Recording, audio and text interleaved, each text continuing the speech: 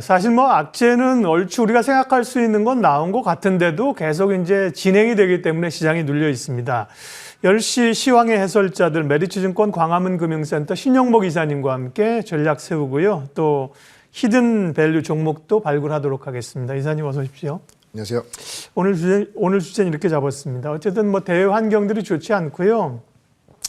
물가 높은 거 알고 있고요. 우리는 이제 원화 또 약세, 고환율이죠. 고금리, 소위 뭐 3고의 파도가 밀려온다.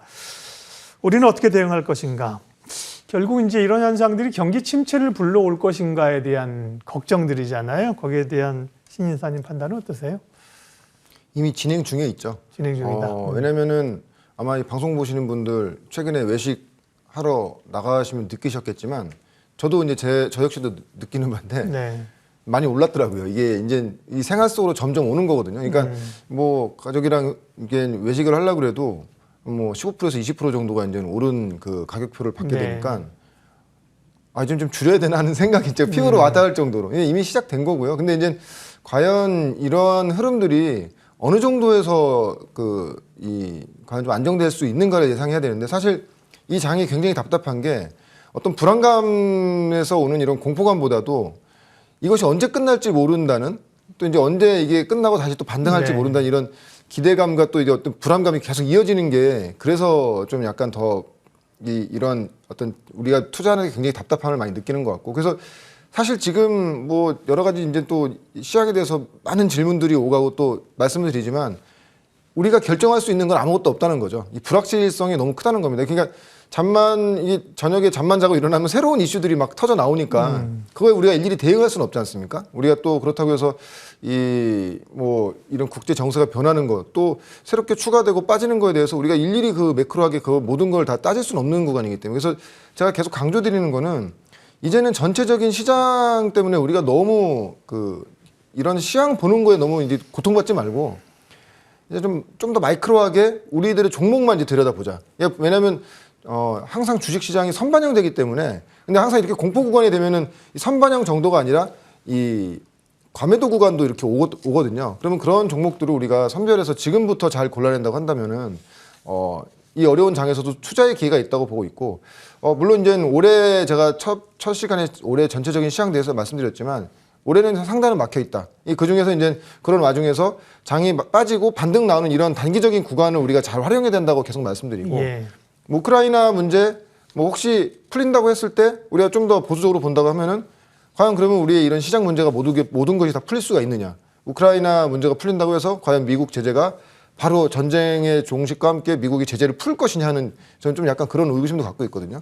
또 근본적으로는 과연 인플레이션을 잡기 위해서 아직 아무것도 지금 이게 시장에서 나온 것들이 없는데 더 가중되는 이런 상황에서 그런 문제는 어떻게 풀 것인가 그런 걸 본다고 했을 때는 역시 올해 시장은 좀 보수적으로 보면서 단기적인 어떤 흐름에서 우리가 좀 과매도된 구간들 싸져 있는 종목들을 가지고 좀 매매에 임하는 것이 좋지 않겠는가 저는 그렇게 보고 있습니다. 우크라이나 문제뿐만 아니라 FOMC 이제 발표를 목전에 두고 있고요. 중국 주요 도시 봉쇄, 러시아 디폴트 가능성, 악재는 산적한데요.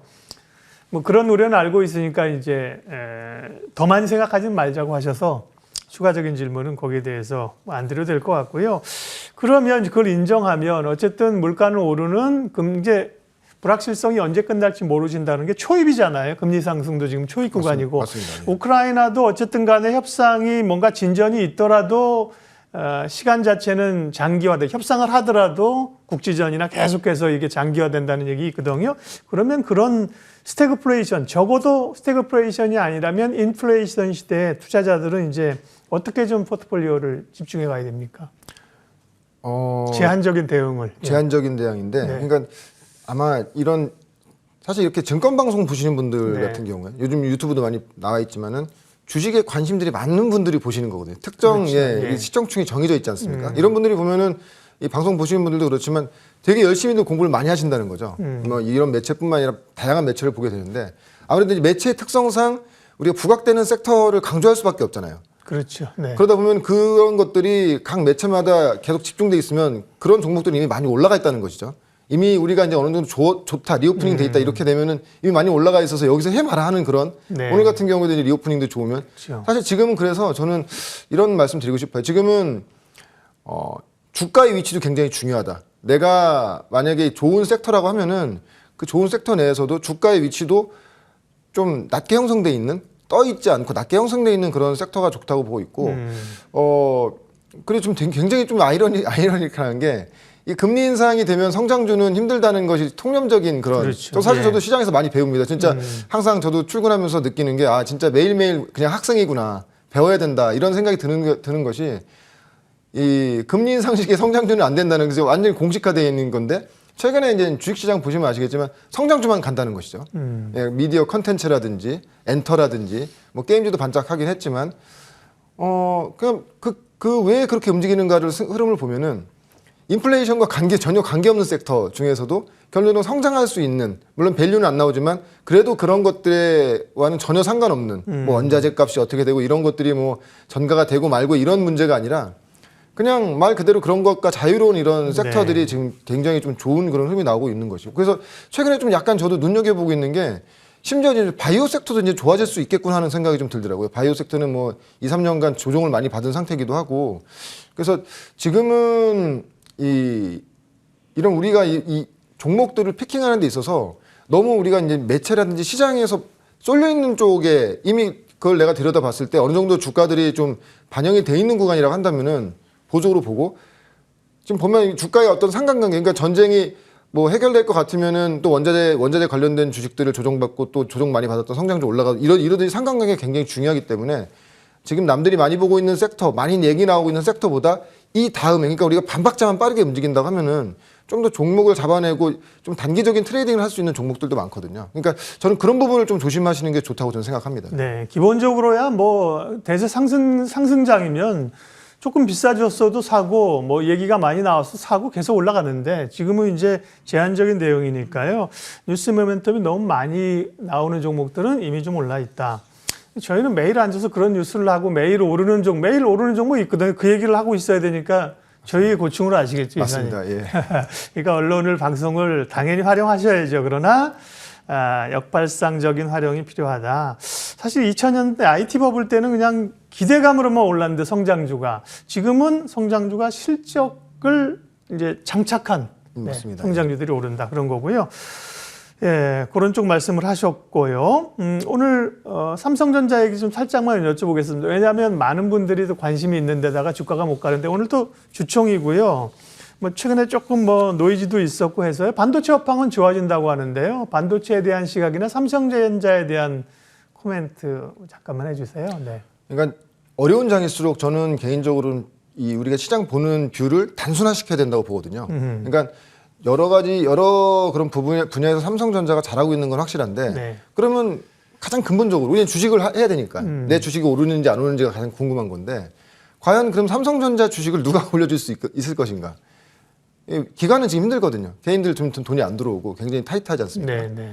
결국 외국인이다. 결론적으로는 삼성전자 외국인이 사줘야 되는데 그러니까 삼성전자 자체를 사기 위해서 외국인이 우리나라 장에 안 들어온다는 것이죠. 이머징을 보면서 들어오는 자금들이 좀 들어와야 되는데 아시겠지만 우리나라 같은 경우에는 그 전체적으로 이제 원자재를 사서 중간재를 파는 혹은 완제품을 파는 그런 어떻게 보면 인플레이션에 가장 크게 노출되어 있는 그런 이머징 국가 중에 하나이기 때문에 외국인이 지금 사실은 계속 빠져나갈 수밖에 없는 그런 구조가 되는 것이죠. 그런 와중에서 삼성전자만 좋아질 수 있겠는가? 그러니까 과연 외국인들이 삼성전자만 보고 베팅을 할 수 있겠는가? 왜냐하면 이제 원자재 문제에 따른 뭐 환율 문제도 있을 것이고, 그러니까 여러모로 봤을 때는 삼성전자는 그러니까 지금은 굉장히 내부적으로 좋아져 있는 어떤 뭐 지금 반도체도 그렇고 비메모리 쪽도 뭐 굉장히 좋아지는 거는 맞지만 삼성전자 같은 경우에는 지금 뭐 스마트폰이라든지 그 외 가전사업부도 같이 엮여 있기 때문에 이런 다른 반도체 외 산업 부분이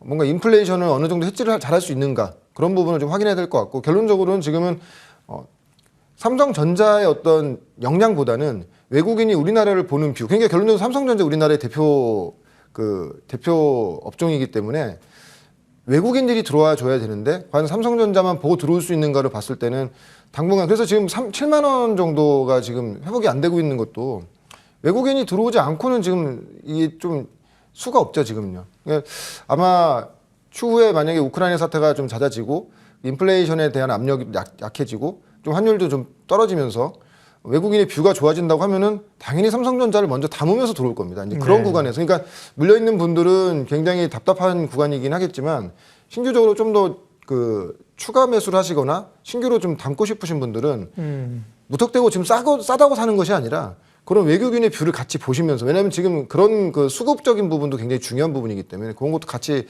감안하시면 좋을 것 같고요. 이게 오늘 주총이 있긴 하지만은 역시 주총에서 나오는 여러 가지 이슈보다는 삼성전자를 움직일 수 있는 힘은 결론적으로는 외국인의 힘이 가장 큰 것이고 외국인의 어떤 행간을 읽는 투자를 하시는 것이 좋을 거라고 보고 있습니다. 네, 시황의 해설자들 신영목 이사님 함께하고 있습니다. 거시적인 변수, 오늘 주총 있는 삼성전자 얘기까지 좀 했고요. 기업에 관한 얘기하겠습니다. 신영목 이사님의 히든 밸류 종목. 왜 어려울 때일수록 기업에 집중하라. 왜? 모르니까 우크라이나가 어떻게 할지, 그죠? 유가가 어떻게 할지 모르니까 알 수 있는 것에 집중을 하자는 거죠. 그래서 오히려 공부하기 좋은 때입니다. 오늘 말씀해 주실 기업은 어디입니까? 일단 바디텍메드라는 진단키트 회사입니다. 네, 진단키트. 다들 아시겠지만 진단키트 회사로 다들 이렇게 분류가 돼 있죠. 그러니까 네. 다른 일을 해도 그냥 다 진단키트를 만들면 그냥 다 진단키트 회사로 이렇게 분류가 돼 있는데, 바디텍메드는 아시겠지만 전체 매출의 한 70% 정도가 비진단키트 분야에서 지금 나오고 있고요. 예, 한 20% 정도가 이제 진단키트 분야에서 나오고 있고. 네. 근데 바디텍메드를 우리가 좀 약간 주목해서 봐야 되냐면은 지금 본업 자체는 굉장히 지금 계속 성장을 하고 있습니다. 근데 이제 아무래도 진단키트를 만드는 회사들이 본업 실적보다는 이제 진단키트, 또 대부분의 또 진단키트를 만드는 회사들이 본업이 진단키트인 회사들이 많기 때문에 그 부분에 지금 집중되고 있긴 한데, 지금 엔데믹이 와가는 이 와중에서 바이텍메드가 우리를 왜 봐야 되는가를 말씀드리면, 지금 뭐 오늘도 뭐 확진자 뭐 사상 최대치 지금 찍고요. 지금 뭐 전 세계적으로 뭐 5명 중에 1명이 이제 대한민국에서 지금 확진자가 발생된다고 얘기하고 있는데, 뭐 단순히 뭐 지금 오늘 이게 확진자가 늘어서 말씀드리는 것이 아니라 엔데믹 이후가 준비되어 있는 회사. 그러니까 기본적으로 본업 자체는 전체 매출의 70% 이상을 차지하고 있는데, 엔데믹 이후가 준비되어 있는 회사들도 우리가 좀 봐야 된다. 왜냐하면 진단키트도 분명히 언젠가는 이것이 끝날 것이고, 진단키트에만 매출이 높아져 있는 회사도 아마 준비를 해야 될 것이거든요. 근데 바이텍메드는 기본적으로 본업 자체의 매출이 진단키트보다 높은 상태에서 우리가 엔데믹 이후를 봐야 되는 것은, 이제 결론적으로는 오미크론에 의한 코로나는 우리가 감기와 같은 그런 지금 증세로 지금 여겨지고 있는 상태고, 이제 향후에는 어떤 식으로 이제 확진자에 대한 어떤 보고가 나올 거냐면은, 지금은 이제 PCR 검사를 통해서 확진을 받은 확진자가 되고, 지금 이제 지난주 같은 경우에는 전문가용 자가진단으로 양성 받아도 그걸 양성으로 인정하겠다고 얘기를 하고 있거든요. 네. 이제 이후에는 이제 코로나가 위드 코로나로 가게 되면은 아마 지금 우리가 했던 이런 확진 판정을 여러분들이 흔히 이용하시는 지역 병원에서 아마 확진 판정을 내릴 겁니다. 거기 가시면은 왜 거기서 확진 판정을 받아야 되냐면, 우리가 이제 자가진단을 이용해서 진단 뭐 양성을 뜬다고 해도 그게 양성으로 인정되진 않아요. 왜냐면 우리가 처방전을 받기 위해서는 그 해당 병원에서 양성 판정을 받아야지만이 그 이제 처방전을 받을 수가 있는 것이고요. 이제 아마 감기 나중에 이제 이렇게 되겠죠. 감기가 걸려도 이게 코로나인지 감기인지, 일반적인 감기인지를 구분해내기 위해서도 그 일반 병원에서 이제 진단을 받아야 되는 것이고, 그래서 바디텍메드 같은 경우는 첫 번째 성장 동력은 자가진단, 전문가용 자가진단 키트의 판매. 지금 그러니까 흔히 우리가 지금 쓰고 있는 휴마시스라든지 시즌이나 시즌이라든지 아니면 SD 바이오센서의 이런 자가진단 키트처럼 개인이 쓰고 판독하는 것이 아니라 바이텍메드에서 만드는 전문가용 자가진단 키트, 그러니까 병원 지역병원에서 쓸 수 있는 그것을 생산하고 있고요. 아마 이제 이쪽 수요가 앞으로 많이 커질 거라고 보고 있고, 지금 사실 제가 이제 바이텍메드를 이렇게 소개시켜드리는 가장 큰 이유가 생활 속에서 발견인데, 지금 저도 이제 애들 학교를 보내다 보니까 네.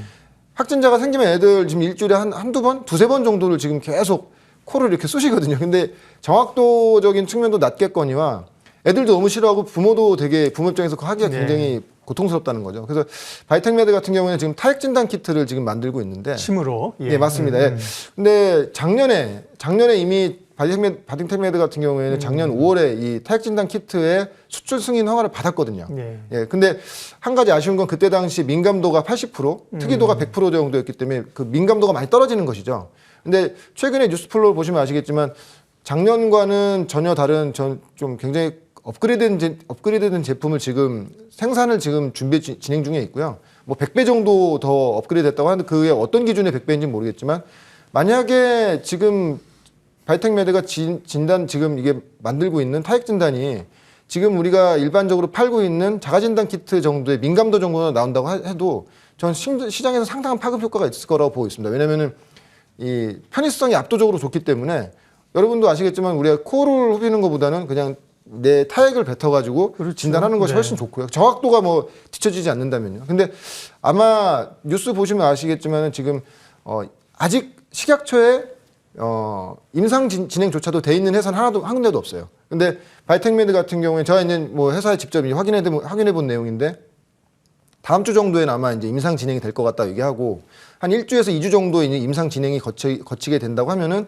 아마 이제 4월 초에는 한 수출 승인 허가를 받을 것 같고요. 네. 아마 4월에서 5월 요 사이에는 이제 국내 승인이 아마 진행될 것 같습니다. 만약에 수출 승인 허가 받으면 아마 수출 활로도 굉장히 크게 열릴 것 같고요. 왜냐하면 저도 좀 조사를 해봤지만 아직 타액 진단으로 제대로 된 진단 키트를 만든 회사가 글로벌리하게도 없더라고요. 네. 아마 그 파급 효과가 굉장히 클 것 같고 만약에 국내 승인이 받는다고 하면은 아마 그 기존의 자가진단 키트 우리가 편의점이나 약국에서 사서 쓸 수 있는 자가진단 키트의 대출 수요가 상당히 클 것이다. 근데 지금 아무튼 지금 이거를 진행하고 있는 회사는 PCL이라는 회사 그리고 PHC 요 회사 지상장. 예. 네. 지금 상장돼 있습니다. 상장돼 있습니까? 예. 네. 아마 한미약품이랑 같이 하는데 그리고 바이텍메드 세 군데인데 네. 공식적으로 식약처에서 확인받은 바로는 아마 임상을 진행을 가장 빨리 앞두고 있는 이 바이텍메드가 가장 앞단에 있기 때문에 초기 시장에 진출하게 되면은 상당히 좀 큰 포텐셜이 있는 그런 좀 그 산업이라고 보고 있고요. 그래서 목표가는 만약에 자가진단 키트, 타액 진단 키트가 4월에서 5월 그리고 국내 승인이 4월에서 5월 승인이 받게 된다고 하면은 뭐 목표가는 한 25,000원 정도, 손절가는 15,000원 정도를 보시고 접근하시면 좋을 것 같습니다. 네. 바디텍메드 말씀하셨는데 얘기를 좀 더 이어갈 겁니다. 그 전에 이전에 우리가 중국 증시에 영향력 클 때 10시 반에 탁 쳐다보면서 맨날 어떻게 되느냐를 본 적이 과거에 있었는데 지금 또 그렇게 해야 됩니다. 상해 증시는 1.7% 상승으로 출발을 했네요. 홍콩은 11시에 아마 개장이죠. 상해 증시는 어제 중화권 증시가 급락을 해가지고요. 눈여겨보는데 출발했고요. 자, 바디텍메드에 관한 얘기를 조금 더 이제 이전에도 제가 기억나는 게 바디텍메드를 한번 말씀하실 때 셀트리온 같은 거에서 이제 주사제를 놓고 그게 효능이 있느냐 없느냐도 검사를 해야 된다고 얘기하셨고 제가 사업 보고서를 보니까 이 진단 키트나 이런 게 종류가 굉장히 많네요. 뭐 암 진단부터 해서 뭐 굉장히 많은데 앞으로 그러니까 큰 성장 동력은 뭐가 될까? 예를 들면 SD바이오센서나 시젠 같은 경우는 지금 돈을 엄청나게 벌어놨지 않습니까? 그리고 이제 IPO하고 이걸 갖고 M&A를 통해서 확장할까? 그걸 봐야 된다는 건데 그러면 바디텍메드는 이제 진단 쪽이 이제 메인인 거죠. 네. 원래는 이제 이런 그 코로나 진단 키트도 원래 한 분야였던 거죠. 작은 한 분야였는데 이 부분이 완전히 커진 거고. 그러니까 우리가 이제 호흡기 질환이라든지 사실 이 진단 분야가 굉장히 다양합니다. 근데 바이텍메드는 기존부터 이제 이런 진단 분야에 대해서 두각을 나타내던 그런 회사고요. 지금 보시면 뭐 화면 보시면 나오지만 뭐 암 질환이라든지 여러 질환에 대해서 이제 장비를 팔고 거기에 따른 이제 진단 키트를 파는 회사였고요. 네.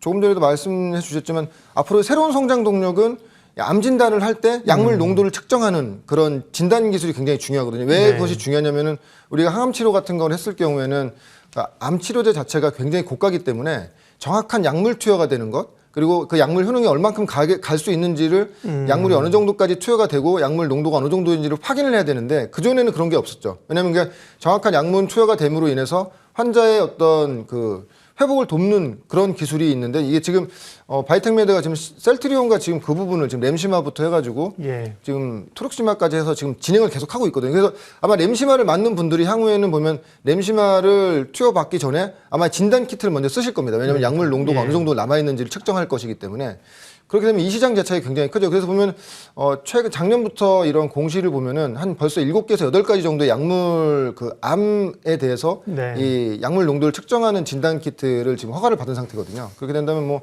향후에 그런 부분에 대해서 성장성도 굉장히 좋을 것으로 예상하고 있습니다. 내용이 많습니다. 이제 오늘 말씀하신 것 말고도 궁금하신 거는 리포트나 사업 보고서를 좀 찾아보시면 좋겠습니다. 오늘 메리츠증권 광화문 금융센터 신영목 이사님과 함께했습니다. 고맙습니다. 고맙습니다.